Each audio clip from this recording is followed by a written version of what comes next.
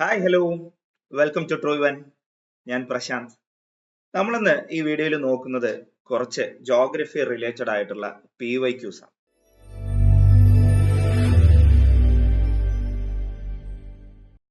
അപ്പൊ നമുക്ക് നേരെ ചോദ്യത്തിലേക്ക് പോവാം. അപ്പൊ ആദ്യത്തെ ചോദ്യം ശ്രദ്ധിച്ചോണേ. കേരളത്തിലെ വന്യജീവി സങ്കേതങ്ങളുമായി ബന്ധപ്പെട്ടുള്ള ഒരു ചോദ്യമാണ്.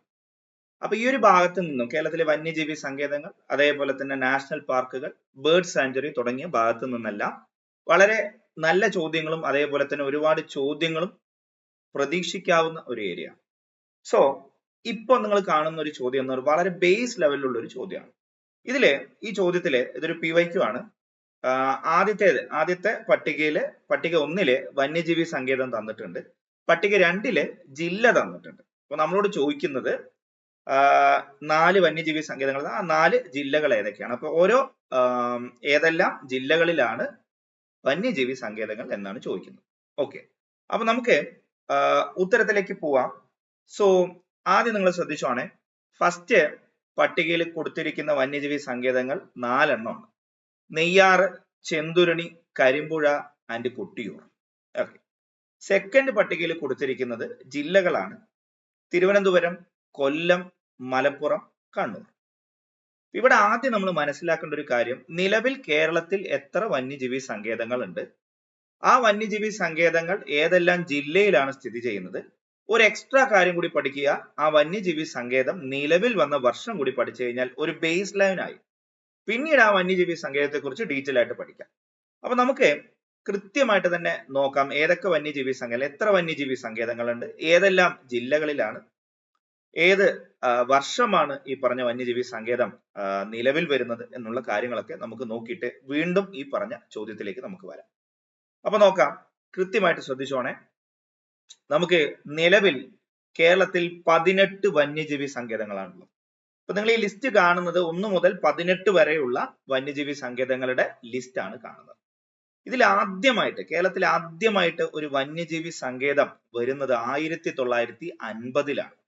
അത് ഇടുക്കി ജില്ലയിലെ പെരിയാർ വന്യജീവി സങ്കേതമാണ് കേരളത്തിൽ ആദ്യമായിട്ട് ഒരു വന്യജീവി സങ്കേതമായിട്ട് പ്രഖ്യാപിക്കുന്നത്. ഇവിടെ ഒരു കാര്യം ശ്രദ്ധിച്ചോണേ, കേരള സംസ്ഥാന രൂപീകരണത്തിന് മുൻപേ തന്നെ പെരിയാർ എന്ന് പറഞ്ഞിട്ടുള്ള വന്യജീവി സങ്കേതത്തെ 1950 കേന്ദ്ര സർക്കാർ രൂപീകരിക്കുന്നു.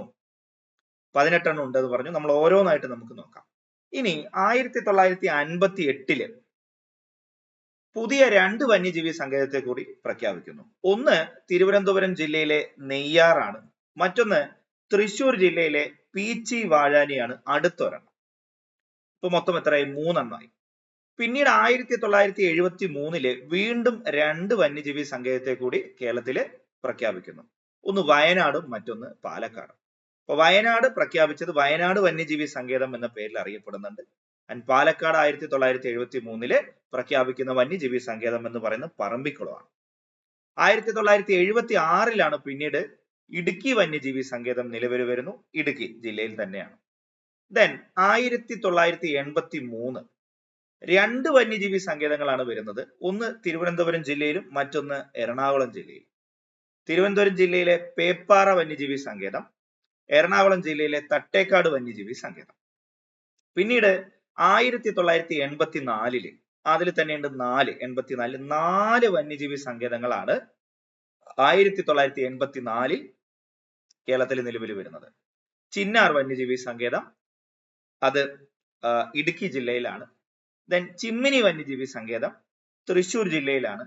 ആറളം വന്യജീവി സങ്കേതം കണ്ണൂർ ജില്ലയിലാണ്.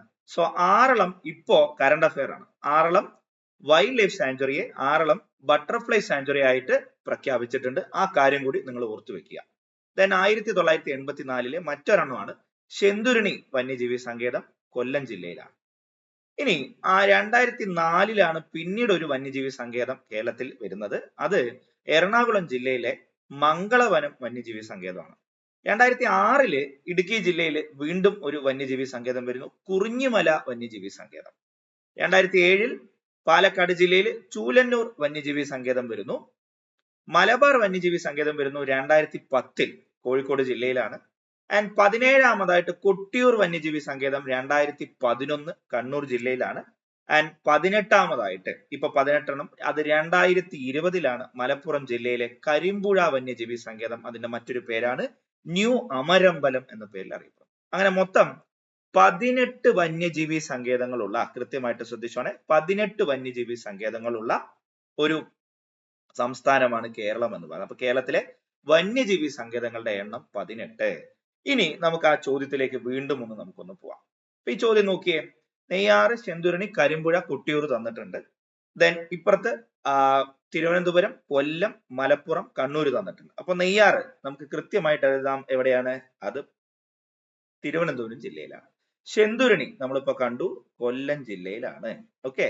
കരിമ്പുഴ, യെസ്, കരിമ്പുഴ മലപ്പുറം ജില്ലയിലാണ്.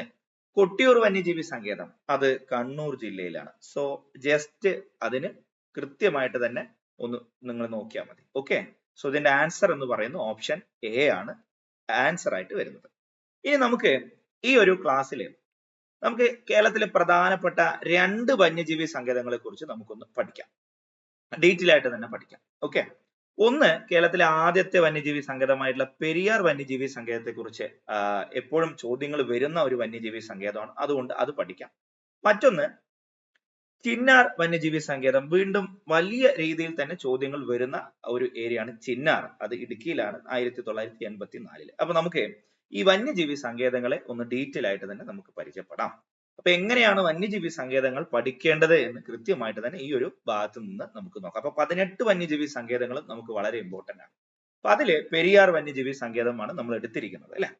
അപ്പൊ കേരളത്തിലെ ആദ്യത്തെ വന്യജീവി സങ്കേതമാണ് പെരിയാർ വന്യജീവി സങ്കേതം. 1950 വന്യജീവി സങ്കേതമായിട്ട് പെരിയാറിനെ പ്രഖ്യാപിക്കുന്നത്. പക്ഷെ അതിനൊരു ചരിത്രമുണ്ട്, ആ ചരിത്രത്തിലേക്ക് നമുക്ക് വരാം. നിലവിൽ കേരളത്തിലെ ഏറ്റവും വലിയ വന്യജീവി സങ്കേതം ചോദിച്ചാലും അത് പെരിയാർ തന്നെയാണ്. Then largest protected area in Kerala ചോദിച്ചാലും പെരിയാർ വന്യജീവി സങ്കേതം തന്നെയാണ്. അപ്പൊ പെരിയാർ വന്യജീവി സങ്കേതത്തിന്റെ ഒരു ചരിത്രം ആരംഭിക്കുന്നത് 1899 മുതലാണ്. 1899 പെരിയാർ തടാകവും അതിന്റെ പരിസരവും എല്ലാം ചേർത്ത് അന്നത്തെ ബ്രിട്ടീഷ് ഗവൺമെന്റ് പെരിയാർ ലേക്ക് റിസർവ് ആയിട്ട് പ്രഖ്യാപിക്കുന്നു. ഇവിടെ തൊട്ടിട്ടാണ് അതിന്റെ ചരിത്രം തുടങ്ങുന്നത് കേട്ടോ. 1899 പെരിയാർ ലേക്ക് റിസർവ് ആയിട്ട് എന്ത് ചെയ്യുന്നുണ്ട്? പെരിയാർ ആ ഭാഗങ്ങൾ, പെരിയാർ ലേക്കിന്റെയും ആ ഒരു ഭാഗത്തെ പെരിയാർ ലേക്ക് റിസർവ് ആയിട്ട് ബ്രിട്ടീഷ് ഗവൺമെന്റ് പ്രഖ്യാപിക്കുന്നു. 1934 നമ്മൾ പോകുന്നത്. അതിനു മുൻപ് പെരിയാർ വന്യജീവി സങ്കേതത്തിന്റെ ഒരു ചിത്രമാണ് നിങ്ങൾ കണ്ടുകൊണ്ടിരിക്കുന്നത് കേട്ടോ. ഓക്കെ, നമുക്ക് അടുത്ത വർഷത്തിലേക്ക് പോവാം. അത് 1934. 1934 അന്ന് തിരുവിതാംകൂർ രാജാവായിരുന്ന ശ്രീ ചിത്തിര തിരുനാൾ ബലരാമവർമ്മ കേരളത്തിലെ ഫസ്റ്റ് വൈൽഡ് ലൈഫ് സാങ്ച്വറി ആയിട്ട് ഈ പറഞ്ഞ പെരിയാർ, അന്നത്തെ പെരിയാറിന്റെ പേര് ശ്രദ്ധിച്ചോണം, 1934 നെല്ലിക്കാംപെട്ടി ഗെയിം സാങ്ച്വറി എന്ന പേരിലാണ് അറിയപ്പെടുന്നത്. ഈ ഒരു റെക്കമെൻഡേഷൻ കൊടുക്കുന്നത്, അതായത് ഈ ഒരു ഭാഗത്തെ ഒരു നെല്ലിക്കാംപെട്ടി ഗെയിം സാങ്ച്വറി ആയിട്ട് പ്രഖ്യാപിക്കാൻ വേണ്ടിയിട്ട് ഈ ശ്രീ ചിത്തിര തിരുനാളിന്റെ അടുത്ത് അതൊരു റെക്കമെൻഡേഷൻ ആയിട്ട് സമർപ്പിക്കുന്ന വ്യക്തിയാണ് SH റോബിൻസൺ എന്ന് പറഞ്ഞിട്ടുള്ള വ്യക്തി. So based on the recommendation of SH Robinson, അന്നത്തെ മഹാരാജാവായിട്ടുള്ള തിരുവിതാംകൂറിലെ മഹാരാജാവായിട്ടുള്ള ശ്രീ ചിത്തിര തിരുനാൾ 1934 നെല്ലിക്കാംപെട്ടി ഗെയിം സാങ്ച്വറി എന്ന പേരിൽ ഇന്നത്തെ പെരിയാർ അടങ്ങുന്ന പ്രദേശങ്ങളെ ഒരു ഗെയിം സാങ്ച്വറി ആയിട്ട് പ്രഖ്യാപിക്കുന്നു. പിന്നീട് ആഫ്റ്റർ ഇൻഡിപെൻഡൻസ് 1950 ഈ Nellikampetty game sanctuary Periyar wild life sanctuary എന്ന പേരിൽ എന്ത് ചെയ്യുന്നുണ്ട്? പുനർനാമകരണം ചെയ്യുന്നുണ്ട്. അങ്ങനെയാണ് 1950 പെരിയാർ വന്യജീവി സങ്കേതം നിലവിൽ വരുന്നത്. അപ്പൊ ഇതിന്റെ ഹെഡ്ക്വാർട്ടേഴ്സ് തേക്കടിയാണ്. അതുകൊണ്ട് തന്നെ പെരിയാർ വന്യജീവി സങ്കേതത്തെ പലപ്പോഴും തേക്കടി വന്യജീവി സങ്കേതം എന്ന പേരിലും അറിയപ്പെടുന്നുണ്ട്. ഈ വന്യജീവി സങ്കേതത്തെ, തേക്കടി വന്യജീവി സങ്കേതം അല്ലെങ്കിൽ പെരിയാർ വന്യജീവി സങ്കേതത്തെ ഒരു ടൈഗർ കൺസർവേഷൻ പ്രോജക്റ്റിന്റെ ഭാഗമായിട്ട് ഇന്ത്യയിലെ 10ാമത്തെ ടൈഗർ റിസർവ് ആയിട്ട് പ്രഖ്യാപിക്കുന്നു 1978. ശ്രദ്ധിക്കുക, 1978 ഇന്ത്യയുടെ 10ാമത്തെ ടൈഗർ റിസർവ് ആയിട്ട്, കേരളത്തിന്റെ ആദ്യത്തെ ടൈഗർ റിസർവ് ആയിട്ട് പ്രഖ്യാപിക്കുന്നു 1978 പെരിയാർ സാങ്ച്വറിയെ. ദെൻ 1992 പ്രോജക്ട് എലിഫന്റിന്റെ ഭാഗമാകുന്നു പെരിയാർ വന്യജീവി സങ്കേതം. 1996 ഇന്ത്യ എക്കോ ഡെവലപ്മെന്റ് പ്രോജക്റ്റിന്റെ ഭാഗവും സ്റ്റാർട്ട് ചെയ്യുന്നത് ഈ പെരിയാറിൽ 1996-ലാണ്. ഓക്കെ, 2001 ശ്രദ്ധിച്ചോണേ, ഈ വൈൽഡ് ലൈഫ് സാങ്ച്വറിയെ 2 ഡിവിഷനുകളാക്കി മാറ്റും. എപ്പോഴാണ്? 2001. ഒന്ന് പെരിയാർ ഈസ്റ്റ് ഡിവിഷനും മറ്റൊന്ന് പെരിയാർ വെസ്റ്റ് ഡിവിഷനുമാക്കി മാറ്റുന്നുണ്ട് 2001 എന്ന കാര്യം കൂടി ഇവിടെ ഓർത്തു വെക്കുക. സോ ഒരു വന്യജീവി സങ്കേതം നമ്മൾ പഠിക്കുന്ന സമയത്ത് ആ വന്യജീവി സങ്കേതത്തിലെ പ്രധാനപ്പെട്ട പ്രൊട്ടക്റ്റഡ് അനിമൽസ് ഏതൊക്കെയാണ് എന്നുള്ളത് കൃത്യമായിട്ട് തന്നെ നമുക്ക് അറിയണം. ഇവിടെ പ്രധാനമായും ഈ പെരിയാർ വന്യജീവി സങ്കേതത്തിലെ പ്രൊട്ടക്റ്റഡ് അനിമൽസ് എന്ന് പറയുന്നത് ഒന്ന് ആനയാണ്, മറ്റൊന്ന് കടുവയാണ്. ഇത് കൂടാതെ ഗ്രേറ്റ് ഇന്ത്യൻ ഹോൺബിൽ മലമുഴക്കി വേഴാമ്പൽ ഇവിടുത്തെ ഒരു പ്രധാനപ്പെട്ട പ്രൊട്ടക്റ്റഡ് ബേർഡ് ആണ്. പിന്നെ പലതരത്തിലുള്ള മാനുകൾ, അതേപോലെ തന്നെ കരടി, ഇന്ത്യൻ ബൈസൺ അതായത് കാട്ടുപോത്ത്, ഇതെല്ലാം ഈ ഒരു പെരിയാർ വന്യജീവി സങ്കേതത്തിലെ പ്രധാനപ്പെട്ട പ്രൊട്ടക്റ്റഡ് അനിമൽസ് ആണ്. ഇനി പെരിയാർ ടൈഗർ റിസർവിന് ഉള്ളിൽ ശ്രദ്ധിക്കുക, പെരിയാർ വന്യജീവി സങ്കേതത്തിനേക്കാളും കുറച്ചുകൂടി ഏരിയ കൂടിയ ഏരിയ ആണ് ഈ പറഞ്ഞ പെരിയാർ ടൈഗർ റിസർവ് എന്ന് പറയുന്നത്. കുറച്ചുകൂടി വലിപ്പമുള്ള ഏരിയ ആണ് ടൈഗർ റിസർവിനുള്ളിൽ. സോ ടൈഗർ റിസർവിനുള്ളിൽ വരുന്ന 2 പ്രധാനപ്പെട്ട അമ്പലങ്ങൾ, ടെമ്പിളുകൾ നിങ്ങളൊന്ന് ശ്രദ്ധിച്ചോണേ. ഒന്ന് തീർച്ചയായിട്ടും ശബരിമല വരുന്നുണ്ട്, അതേപോലെ തന്നെ മംഗളാദേവി ടെമ്പിളും ഈ പെരിയാർ ടൈഗർ റിസർവിന്റെ ഉള്ളിൽ വരുന്നുണ്ട്. പെരിയാർ ടൈഗർ റിസർവ് ഏതെല്ലാം ജില്ലകളിൽ, ശ്രദ്ധിച്ചോണേ, പെരിയാർ ടൈഗർ റിസർവ് ഏതെല്ലാം ജില്ലകളിൽ വ്യാപിച്ചു കിടക്കുന്നു? ഒന്ന് ഇടുക്കി, മറ്റൊന്ന് പത്തനംതിട്ട, പിന്നീട് കോട്ടയം. സോ ഇടുക്കി, പത്തനംതിട്ട, കോട്ടയം ജില്ലകളിലാണ് പെരിയാർ ടൈഗർ റിസർവ് എന്ത് ചെയ്യുന്നത്? പെരിയാർ ടൈഗർ റിസർവ് വ്യാപിച്ചു കിടക്കുന്നത്. Periyar taluk, Periyar wild life sanctuary സ്ഥിതി ചെയ്യുന്ന താലൂക്ക് ശ്രദ്ധിച്ചോണേ. ഓക്കെ, അത് പീരുമേട് താലൂക്കാണ്. Okay, Periyar wild life sanctuary സ്ഥിതി ചെയ്യുന്ന താലൂക്ക് അത് പീരുമേടാണ്. ഇനി പെരിയാർ നാഷണൽ പാർക്ക് ശ്രദ്ധിച്ചോണേ. പെരിയാറിനെ ഒരു നാഷണൽ പാർക്കായിട്ട് 1982 പ്രഖ്യാപിക്കുന്നു കേട്ടോ. ഓക്കെ, അതുകൂടി ഒന്ന് ഓർത്തോണേ. പെരിയാർ നാഷണൽ പാർക്ക് 2 വില്ലേജുകളിലായിട്ടാണ് വ്യാപിച്ചു കിടക്കുന്നത്. ഒന്ന് കുമളി വില്ലേജും മറ്റൊന്ന് മലപ്പാറ വില്ലേജും. ഓക്കെ, അതും ഒന്ന് ഓർത്തു വെച്ചോണേ. പെരിയാർ നാഷണൽ പാർക്കിലെ ഏറ്റവും ഹയസ്റ്റ് പോയിന്റ് എന്ന് പറയുന്നത് കോട്ടമല എന്ന് പറഞ്ഞിട്ടുള്ള ഒരു മൗണ്ടൻ ആണ്, കോട്ടമല. ഇവിടെ ഒരു ഫിഷ് സ്പീഷ്യസിനെയാണ് നമ്മൾ ഇനി അടുത്ത് പരിചയപ്പെടാൻ പോകുന്നത്. പെരിയാർ ടൈഗർ റിസർവിന് ഉള്ളിലും അതേപോലെ തന്നെ വെസ്റ്റേൺ ഘട്ടിലും മാത്രമായിട്ട് കാണപ്പെടുന്ന എൻഡമിക് ആയിട്ടുള്ള ഒരു ഫിഷ് സ്പീഷ്യസ്, അതിന്റെ പേര് കുറച്ച് ഡിഫറെന്റ് ആണ്. ബ്രാഹ്മണ കണ്ട എന്ന പേരിലാണ് ഇത് അറിയപ്പെടുന്നത്. നമുക്ക് ആ ഫിഷ് സ്പീഷ്യസിനെ ഒന്ന് കണ്ടുവരാം. ഇതാണ് ആ മത്സ്യം.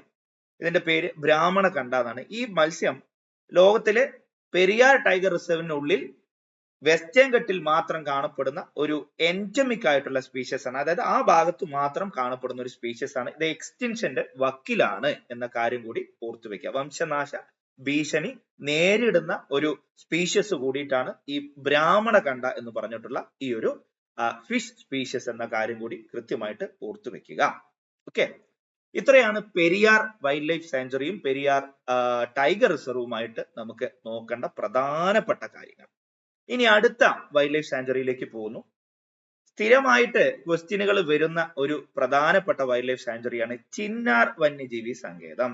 ഓക്കെ, 1984 ഓഗസ്റ്റ് 4 ചിന്നാർ വന്യജീവി സങ്കേതം തുടക്കമാവുന്നത്, പ്രഖ്യാപിക്കുന്നത്.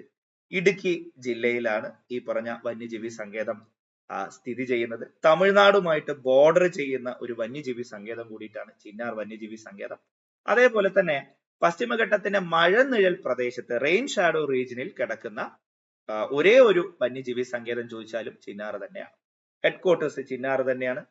ഈ ചിന്നാറിൽ കാണപ്പെടുന്ന പ്രധാനപ്പെട്ട കാടുകൾ, എന്തു തരത്തിലുള്ള കാടുകളാണ് ചിന്നാർ വന്യജീവി സങ്കേതത്തിൽ കാണപ്പെടുന്നത്? ഇലപൊഴിയും കാടുകളാണ്. പ്രത്യേകിച്ച് നമ്മൾ നോക്കുകയാണെന്നുണ്ടെങ്കിൽ ഉഷ്ണമേഖല ഇലപൊഴിയും കാടുകൾ, അതിനെ ഡിസീഡിയസ് ഫോറസ്റ്റ് എന്ന പേരിലാണ് നമ്മൾ അറിയപ്പെടുന്നത്. ഇത് തന്നെ ഡ്രൈ ഡിസീഡിയസും ഉണ്ട്, വെറ്റ് ഡിസീഡിയസും ഉണ്ട്. സോ മെയിൻ ആയിട്ട് ചിന്നാറിൽ കാണപ്പെടുന്ന തരത്തിലുള്ള കാടുകൾ എന്ത് തരത്തിലുള്ളതാണ്? സ്വാഭാവികമായിട്ടുള്ള കാടുകൾ എന്തു തരത്തിലുള്ള കാടുകളാണ്? ഡിസീഡിയസ് ഫോറസ്റ്റ്, അതായത് ഇല പൊഴിയും കാടുകളാണ് ഈ ഭാഗത്ത് കാണപ്പെടുന്നത്. സോ ചിന്നാറിൽ നിന്നുള്ള ഒരു ഫിഗർ ആണ്, ഒരു പിക്ചർ ആണ് നിങ്ങൾ കണ്ടുകൊണ്ടിരിക്കുന്നത് കേട്ടോ. ഓക്കെ, ദെൻ ഇവിടെ ചിന്നാറിലെ നമ്മൾ നേരത്തെ പറഞ്ഞു മഴനിഴൽ പ്രദേശമാണ്. അതേപോലെ തന്നെ വെസ്റ്റേൺ ഘട്ടിന്റെ ഈസ്റ്റേൺ ഭാഗത്താണ് ഈ ചിന്നാർ വന്യജീവി സങ്കേതം കിടക്കുന്നത്. അതുകൊണ്ട് തന്നെ ചിന്നാറിൽ മാത്രം കാണപ്പെടുന്ന ചില സ്പീഷ്യസ് ഓഫ് ആനിമൽസ് ഉണ്ട്. അതിലൊന്നാണ് ഗ്രിസൽഡ് ജെയിന്റ് സ്ക്വരൽ. അതായത് ഒരു അണ്ണാനാണ്. അപ്പൊ ഞാൻ കാണിച്ചു തരാം. ഓക്കെ, ചാര നിറത്തിലുള്ള ഒരു അണ്ണാൻ. ഓക്കെ, ആ അണ്ണാൻ ഇവിടെ കാണപ്പെടുന്നുണ്ട്. ഈ പറഞ്ഞ ചിന്നാർ വന്യജീവി സങ്കേതത്തിൽ കാണപ്പെടുന്നുണ്ട്. ഓക്കെ, മറ്റൊന്ന് സ്റ്റാർ ടോട്ടൈസ്, അതായത് നക്ഷത്ര ആമ. ഈ അണ്ണാന്റെ മറ്റൊരു പേര് ചാമ്പൽ മലയണ്ണാൻ എന്ന പേരിലും അറിയപ്പെടുന്നുണ്ട്. ഇത് ഈ പറഞ്ഞ വന്യജീവി സങ്കേതത്തിൽ മാത്രമേ കാണപ്പെടുന്നുള്ളൂ. ചിന്നാർ വന്യജീവി സങ്കേതത്തിൽ മാത്രം കാണപ്പെടുന്ന എൻഡമിക് ആയിട്ടുള്ള സ്പീഷ്യസ് ആണ്. ചിന്നാർ വന്യജീവി സങ്കേതത്തിലൂടെ ഒഴുകുന്ന നദി ചോദിച്ചു കഴിഞ്ഞാൽ പാമ്പാർ എന്ന് പറഞ്ഞിട്ടുള്ള നദിയാണ്. ഈസ്റ്റ് ഫ്ലോയിങ് റിവർ ആണ്. കേരളത്തിലെ നദികളിൽ 3 മാത്രമാണ് ഈസ്റ്റ് ഫ്ലോയിങ് റിവേഴ്സ് ആയിട്ടുള്ളത്, അതായത് കിഴക്കോട്ട് ഒഴുകുന്ന നദികൾ. അതിലൊന്നാണ് പാമ്പാർ എന്ന് പറഞ്ഞിട്ടുള്ള നദി. ഈ നദി ചിന്നാർ വന്യജീവി സങ്കേതത്തിലൂടെ ഒഴുകുന്ന നദിയാണ്. ഇതാണ് നമ്മൾ നേരത്തെ പറഞ്ഞ ചാമ്പൽ മലയണ്ണാൻ. ഇപ്പൊ നിങ്ങൾ കണ്ടുകൊണ്ടിരിക്കുന്ന ഈ സ്പീഷ്യസ് ആണ് ചാമ്പൽ മലയണ്ണാൻ. മറ്റൊന്ന് നമ്മൾ പറഞ്ഞ സ്റ്റാർ ടോട്ടൈസ് ആണ്, നക്ഷത്രയാമയാണ്. ഇതാണ് നക്ഷത്രയാമ. അതും ചിന്നാറിലെ ഒരു വളരെ പ്രധാനപ്പെട്ട ഒരു സ്പീഷ്യസ് ആണ്. ഇത് രണ്ടും ഓർത്തു വെക്കുക കേട്ടോ. ഓക്കെ, ഇവിടെ നോക്കിക്കോണേ, ഈ ചിന്നാർ വൈൽഡ് ലൈഫ് സാങ്ച്വറി തമിഴ്നാടുമായിട്ട് ബോർഡർ ചെയ്യുന്നുണ്ട് എന്ന് നമ്മൾ പറഞ്ഞു. സോ ആനമലൈ ടൈഗർ റിസർവ് ശ്രദ്ധിച്ചോണേ, ചിന്നാർ വന്യജീവി സങ്കേതം തമിഴ്നാട്ടിലെ ഏത് ടൈഗർ റിസർവുമായിട്ട് ബോർഡർ ചെയ്യുന്നു? അത് ആനമലൈ ടൈഗർ റിസർവുമായിട്ട് ബോർഡർ ചെയ്യുന്നുണ്ട്. അതേപോലെ തന്നെ ഈ ചിന്നാർ വന്യജീവി സങ്കേതത്തിൽ കാണപ്പെടുന്ന തരത്തിലുള്ള മുതലകളുണ്ട്. ഒരു പ്രത്യേക തരത്തിലുള്ള മുതലകളുണ്ട്, ക്രൊക്കഡൈൽസ് ഉണ്ട്. അതിന്റെ പേര് മഗ്ഗർ ക്രൊക്കഡൈൽസ് ആണ്. ഓക്കെ, മഗ്ഗർ ക്രൊക്കഡൈൽസ് എന്ന പേരിലാണ് അത് അറിയപ്പെടുന്നത്. ഇനി നമുക്കൊരു പ്രീവിയസ് ഇയർ ചോദ്യം നോക്കാം. ചോദ്യം ഇതാണ്: സൂചനകളുടെ അടിസ്ഥാനത്തിൽ വന്യമൃഗ സംരക്ഷണ കേന്ദ്രം തിരിച്ചറിയുക. അപ്പൊ നമുക്ക് 4 സൂചനകൾ തന്നിട്ടുണ്ട്. ഇത് മറ്റൊരു തരത്തിലുള്ള ഒരു രീതിയിലുള്ള ചോദ്യം ഇപ്പൊ കണ്ടുവരുന്ന ചോദ്യങ്ങളാണ് കേട്ടോ. 1, പശ്ചിമഘട്ടത്തിന്റെ മഴനിഴൽ പ്രദേശത്ത് സ്ഥിതി ചെയ്യുന്നു. 2, വംശനാശ ഭീഷണി നേരിടുന്ന ഭീമൻ അണ്ണാനുകൾക്ക് ഇവിടെ പ്രശസ്തമാണ്. അതായത് ചാമ്പൽ മലയണ്ണനെയാണ് ഉദ്ദേശിക്കുന്നത്. 3, 1984 ഇത് ആരംഭിച്ചു. 4, പ്രദേശത്തിന്റെ ഭൂരിഭാഗവും പുൽമേടുകളാൽ മൂടപ്പെട്ടിരിക്കുന്നു. സോ ഇതിന്റെ ഉത്തരം നിങ്ങൾ കമന്റ് ആയിട്ട് രേഖപ്പെടുത്തുക. നമ്മൾ കണ്ടതാണ്. തീർച്ചയായിട്ടും ഇങ്ങനെയുള്ള ചോദ്യങ്ങൾ നമുക്ക് പ്രതീക്ഷിക്കാം. സോ മറ്റൊരു PYQ സെഷൻ ആയിട്ട് നമുക്ക് വീണ്ടും കാണാം. അതുവരേക്കും താങ്ക് യു.